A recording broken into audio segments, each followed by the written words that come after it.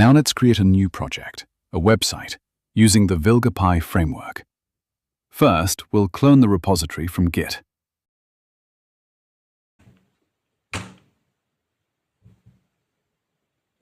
Great. Now let's enter the project folder. All right. Inside VilgerPy, we'll generate the application key. Done. Next, let's install the project dependencies. You can see that 3 basic site templates are available. We'll choose the most minimal one, the clean, empty structure. Now let's run the project and open it in the browser.